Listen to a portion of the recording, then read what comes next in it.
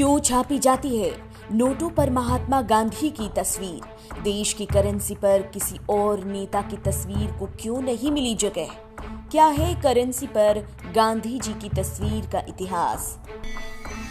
अगर आप भारत में रहते हैं तो आपको भारत की करेंसी रुपया या फिर रुपीज के बारे में तो पता ही होगा। भारत में सारी लेन देन रुपए में ही होती है। आपके हाथों में भी रोजाना कई बार नोट आते होंगे, लेकिन आपने एक चीज कभी गौर की है कि सभी नोटों पर भारत के राष्ट्रपिता महात्मा गांधी की ही तस्वीरें हैं? अगर गौर किया है तो फिर एक सवाल तो आपके मन में भी जरूर उठता ही होगा कि भारत के सभी नोटों पर महात्मा गांधी की ही तस्वीर क्यों होती है, किसी और फ्रीडम फाइटर की क्यों नहीं? जबकि भारत को आजाद कराने में भगत सिंह, चंद्रशेखर आजाद, राम प्रसाद बिस्मिल और सुभाष चंद्र बोस जैसे क्रांतिकारियों का भी एक महत्वपूर्ण योगदान रहा है, फिर इनकी तस्वीरों को नोट पर क्यों नहीं छापा जाता है? इसी सवाल का जवाब आज हम अपने इस वीडियो में जानेंगे। लेकिन उससे पहले अगर आपने हमारा चैनल सब्सक्राइब नहीं किया तो जल्द कर लें, बेल आइकॉन दबाना बिल्कुल न भूलें। वीडियो पसंद आए तो लाइक करें, कमेंट करें और शेयर करें। क्या है महात्मा गांधी के राष्ट्रपिता होने का इतिहास?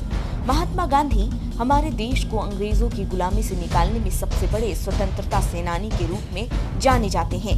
महान कवि रविंद्रनाथ टैगोर ने गांधी जी की विचारधारा और जीवन शैली से प्रभावित होकर उन्हें 1919 में महात्मा की उपाधि दी थी, जबकि पहली बार महात्मा गांधी को राष्ट्रपिता 4 जून 1944 को सुभाष चंद्र बोस ने सिंगापुर में एक रेडियो के जरिए एक संदेश देने के दौरान बुलाया था। आपको जानकर हैरानी होगी कि कहीं भी संवैधानिक तौर पर महात्मा गांधी को राष्ट्रपिता नहीं कहा गया है, लेकिन लोगों की मान्यता चली आ रही है। बैंक नोट की छपाई का इतिहास। भारत में नोटों की छपाई 30 नवंबर 1917 को हुई थी। उस समय भारत ब्रिटिशों के अधीन था और पहली बार 1 रुपया के नोट की छपाई के साथ इस पर किंग जॉर्ज पंचम की तस्वीर थी।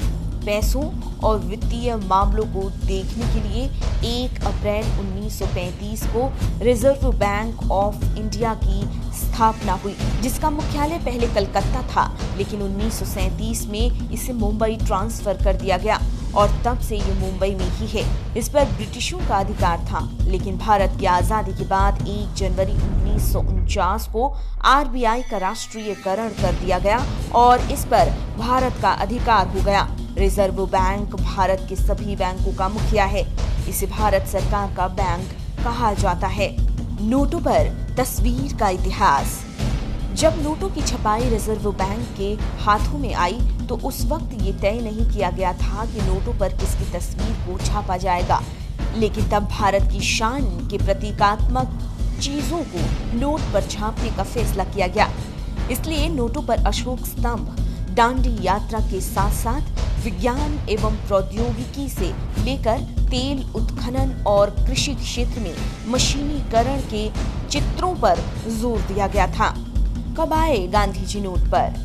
महात्मा गांधी की तस्वीर को पहली बार नोटों पर छापने का फैसला आरबीआई ने साल 1969 में किया था।